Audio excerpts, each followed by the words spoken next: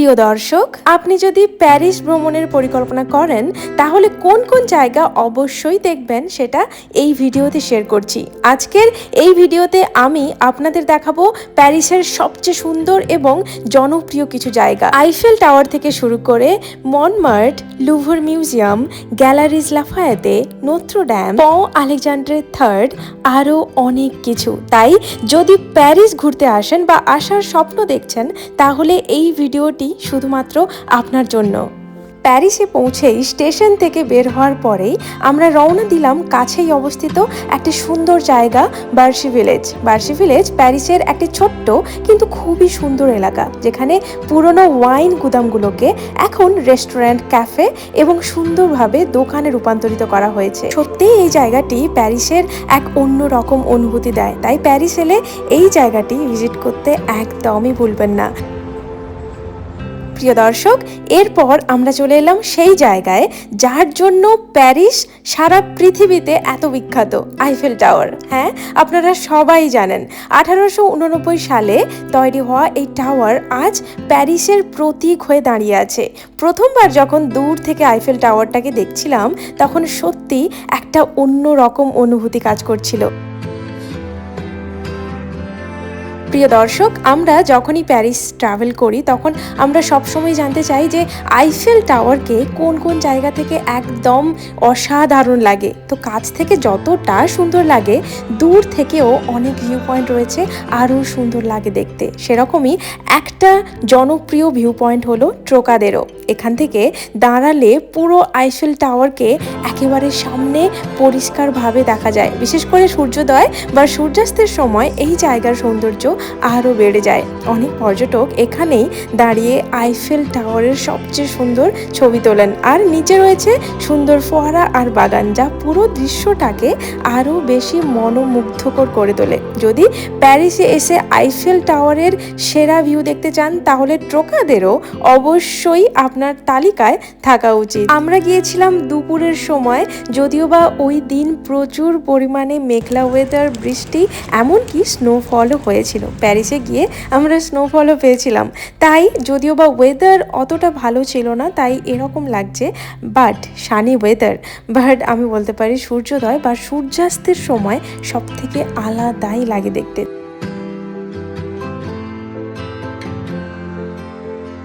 দর্শক, যদি প্যারিসে আসেন তাহলে অবশ্যই আইফেল টাওয়ারকে রাতে দেখবেন। রাত হলেই পুরো টাওয়ারটি হাজার হাজার আলোয় ঝলমল করতে থাকে, আর প্রতি 1 ঘন্টা পর পর যখন স্পার্কলিং লাইট জ্বলে ওঠে, আর শুধুমাত্র 5 মিনিটের জন্য। এই মুহূর্তটা সত্যি ম্যাজিক্যাল। শুধু চোখ দিয়ে দেখলেই বোঝা যায় যে কেন মানুষ আইফেল টাওয়ারকে এত ভালোবাসে। মেনলি রাতের এই সুন্দর ম্যাজিক্যাল ভিউর জন্য, যা শুধুমাত্র ভাষায় প্রকাশ করা একটু তো কঠিন হয়ে ওঠে। তাই প্যারিস এলে দিনে যেমন আইফেল টাওয়ারের সৌন্দর্য দেখবেন, তেমন রাতের এই ম্যাজিক্যাল আইফেল টাওয়ারের জাদু দেখতে একদমই মিস করবেন না। এবং সবাই এসে আইফেল টাওয়ারের সামনে ফটো তুলতে চান, তাই বলে রাখি, আপনি যদি চান এখানে অনেক প্রফেশনাল ফটোগ্রাফারও রয়েছেন, তাদের দিয়ে আপনি নিজেদের ফটো তুলতেও পারেন।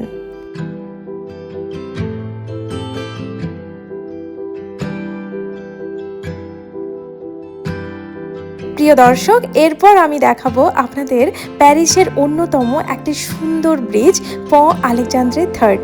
এই ব্রিজটি শুধুমাত্র যে একটি ব্রিজ সেটা নয়, এটি যেন একটি সুন্দর শিল্পকর্ম। এই ব্রিজটির দুই পাশে সোনালী ভাস্কর্য, অলঙ্করণ এবং অসাধারণ স্থাপত্য এটিকে প্যারিসের সবচেয়ে সুন্দর ব্রিজগুলোর একটি করে তুলেছে। আর এখান থেকে দেখা যায় এক অসাধারণ সূর্যাস্ত। এই সময় সোনালী আলোয় দূরে দাঁড়িয়ে থাকা আইফেল টাওয়ারটাকে দেখতে সত্যিই অসাধারণ লাগে। আর এই ব্রিজেই নিচে রয়েছে সেন রিভার। সব মিলিয়ে দারুণ একটা সুন্দর সময় কাটিয়েছি আমরা।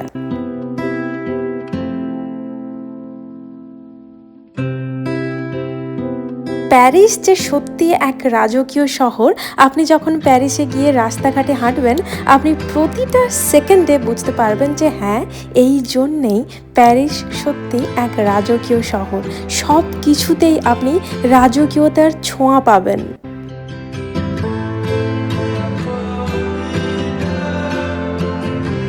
প্রিয় দর্শক, এখন আমরা পৌঁছে গেছি পৃথিবীর সবচেয়ে বিখ্যাত মিউজিয়ামগুলোর একটি, লুভর মিউজিয়াম। আর জানেন, এখানেই রয়েছে পৃথিবী বিখ্যাত মোনালিসা।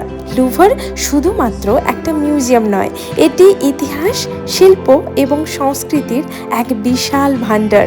সন্ধ্যার সময় এত সুন্দর লাগছিল এই মিউজিয়ামটি।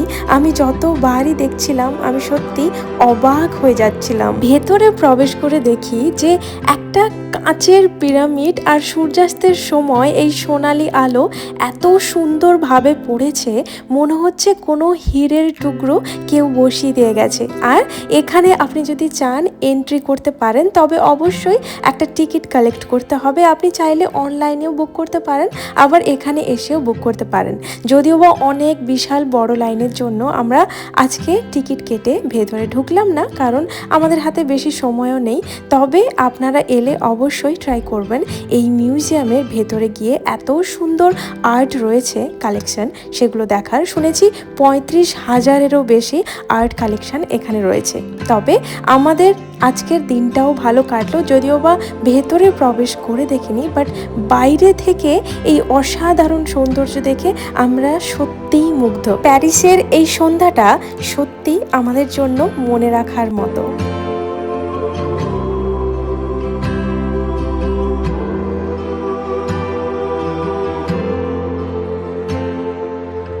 প্রিয় দর্শক, এখন আমরা চলেছি প্যারিসের আরও খুব একটা ইন্টারেস্টিং জায়গা এবং রোম্যান্টিক জায়গাও বলতে পারি, সেই জায়গাতে যাওয়ার জন্য। আমরা এখন রয়েছি প্যারিসের খুবই একটা বিখ্যাত জায়গায়। এই জায়গাটাই রয়েছে সেই স্থানটি, জায়গাটির নাম ওয়াল অফ লাভ, যেখানে একটা ওয়ালের মধ্যে 130টিরও বেশি ভাষায় আই লাভ ইউ ওয়ার্ডটা লেখা আছে। আর সব থেকে যেটা ইম্পর্ট্যান্ট কেন এসেছি সেটা হলো আমাদের ভাষা, আমাদের মাতৃভাষা বাংলা ভাষাতেও কিন্তু আই লাভ ইউ ওয়ার্ডটা লেখা আছে। ওয়াল অফ লাভ দেখার জন্য, ওয়ালটা দেখার জন্য আমরা এখন এই একটা মস্ত বড় লাইনে দাঁড়িয়ে আছি।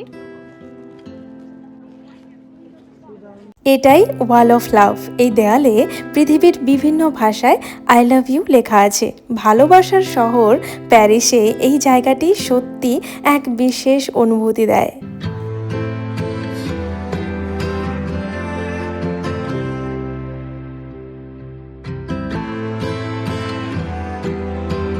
এখন আমরা যাচ্ছি মন্টমার্টে। আর এখান থেকে না জায়গাটা অনেক উঁচুতে রয়েছে, আর আমরা সেই উঁচুতে হেঁটে হেঁটে যাচ্ছি।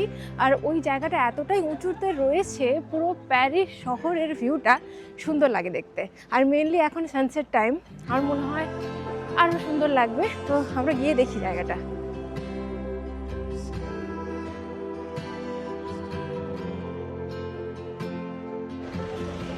এই জায়গাটা অনেক উঁচুতে রয়েছে, প্লাস যত হাঁটছি দেখতে পাচ্ছি যে অনেক ধরনের শপ রয়েছে আর এত মানুষের ভিড় এখানে। প্যারিস শহরে যে একটা সুন্দর ভাইব আছে, শহরটা এতটা সুন্দর, আমরা যে একটা পুরো পাহাড়ের ওপরে রয়েছি সেটা বুঝতেই পারছি না।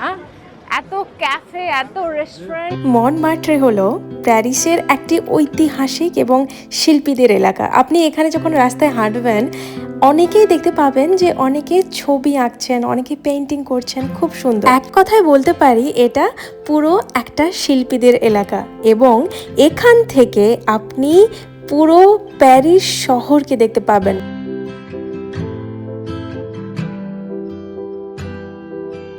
আর দেখলাম যে এই জায়গাতে যে সিঁড়িগুলো রয়েছে, সিঁড়ির সাইডে সাইডে লাভ লক লাগানো হয়েছে।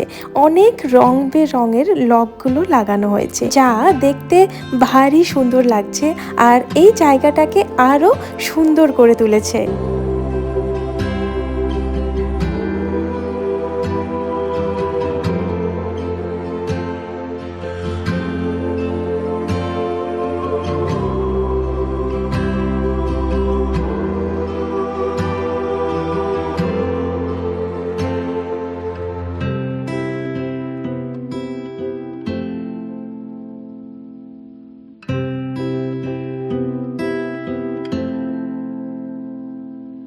প্রিয় দর্শক, এরপর আমরা চলে এসেছি প্যারিসের অন্যতম বিখ্যাত এবং রাজকীয় শপিং মলে, নাম গ্যালারিস লাফায়েতে। এটি শুধুমাত্র একটি শপিং মল নয়, বরং প্যারিসের অন্যতম সুন্দর স্থাপত্যের একটি নিদর্শন। এত সুন্দর শপিং মল আমি তো আগে কোনো দিনই দেখিনি। এই জায়গাতে এসে আমি সত্যি অবাক হয়ে গেছিলাম।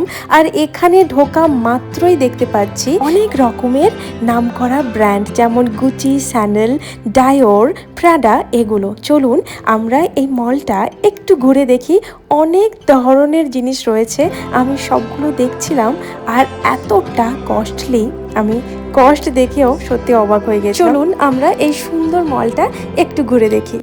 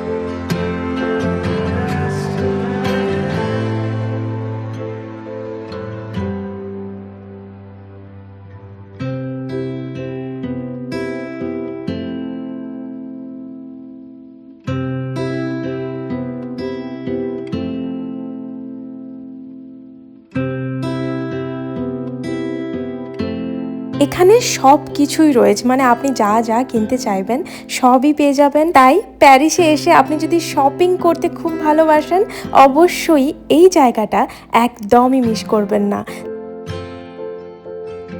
প্রিয় দর্শক, এখন আমরা রয়েছি নোত্র ডামে, প্যারিসের এক ঐতিহাসিক ক্যাথেড্রাল, যা শত শত বছরের পুরনো। সন্ধ্যার সময় যখন চারদিকে আলো জ্বলে ওঠে, তখন নোত্র ডাম আরও রহস্যময় এবং সুন্দর হয়ে ওঠে। তাই প্যারিস এলে এই জায়গাটি একদমই মিস করবেন না।